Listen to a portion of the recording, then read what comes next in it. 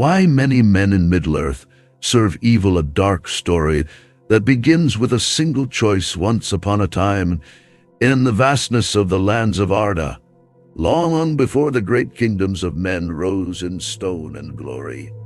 An ancient wind already whispered through the air, unseen seduction. Even in the days when the sun was young, something dark was already stirring in the hearts of men.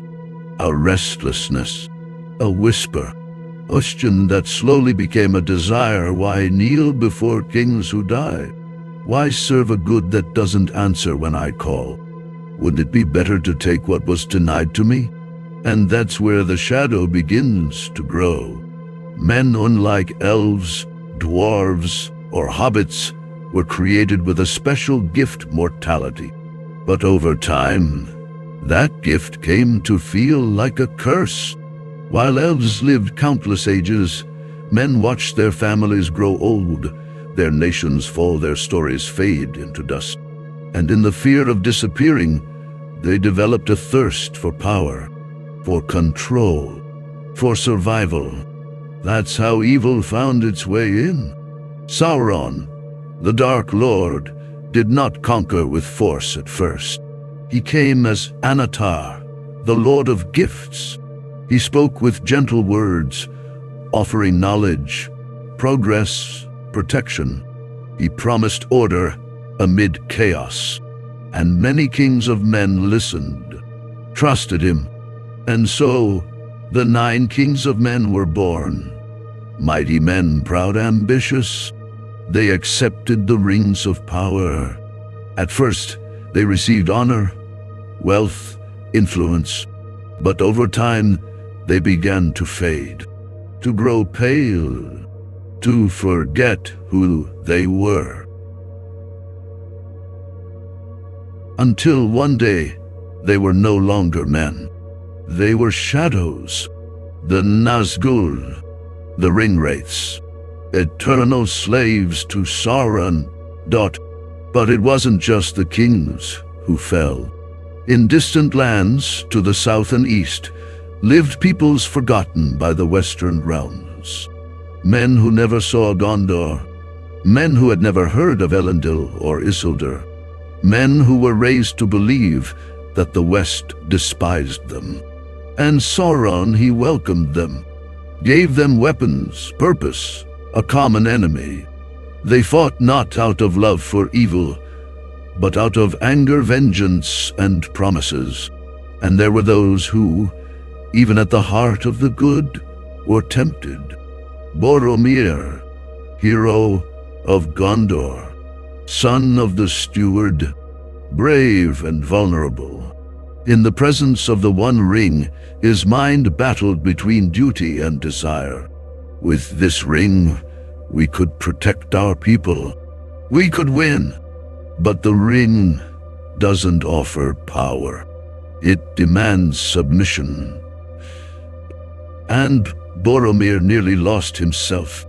The truth is, many men serve evil, not because they were born wicked, but because they believed evil offered an answer, an easy solution, a quick victory, a shortcut to glory.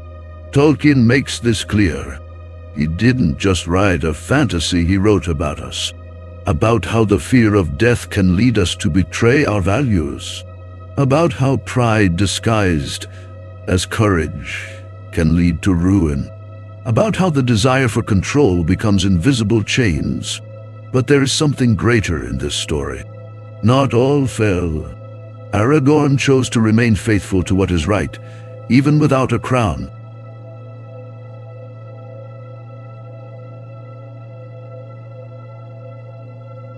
Faramir refused the ring, even while longing for his father's approval. Simple men like Beregond disobeyed unjust orders to save the innocent. Evil can seduce, but it is never irresistible. In the end, the choice is still ours. In every generation, in every nation, in every heart, good and evil whisper. And the question remains, which voice will you listen to? The final reflection why so many choose evil So now we come to the end of this tale. But in truth, this story doesn't really end, because it repeats itself again and again, not just in Middle-earth, but in our world, in our cities, in our homes, and deep within our hearts. The question still lingers: why do so many men choose evil? The answer is not simple. It isn't just because they're cruel, or power-hungry, or heartless. No, it's something far more human. Evil offers what is immediate, what is easy, what is seductive. It promises power without responsibility, revenge without justice, glory without sacrifice. And for someone who has been ignored, rejected, humiliated, or simply afraid, those promises sound soothing, even justified.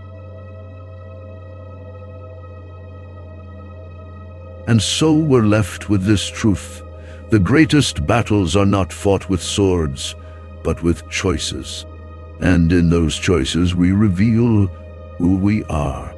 Because true evil rarely comes wearing horns or breathing fire. It comes as a whisper, a promise, a shortcut. It comes when the night is long, and the heart is tired, and the road is steep.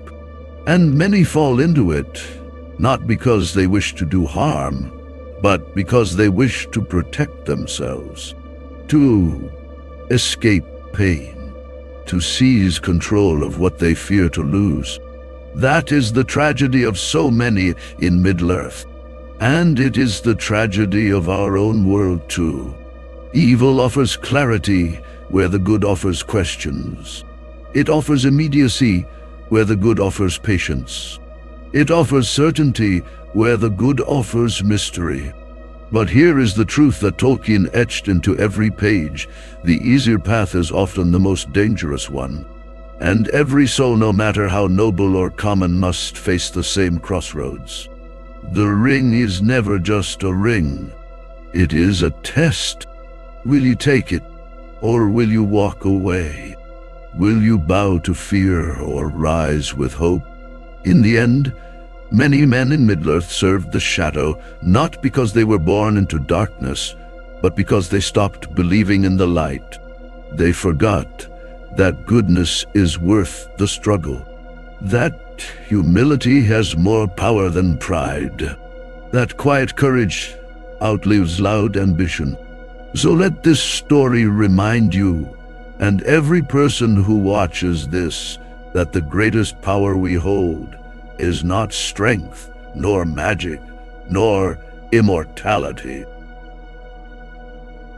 Imagine yourself walking through the vast lands of Middle-earth, smelling the ancient leaves in the forests of Fangorn, hearing the howling winds of the misty mountains, and watching the misty skies over the northern wastes.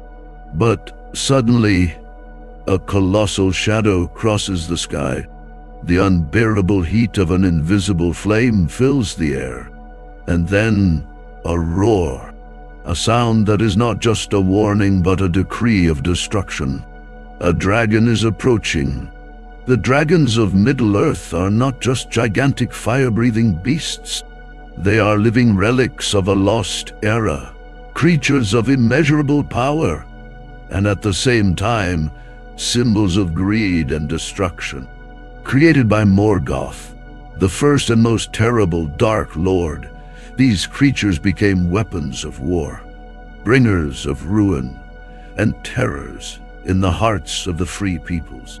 But who were the most feared ones? How did they come to be?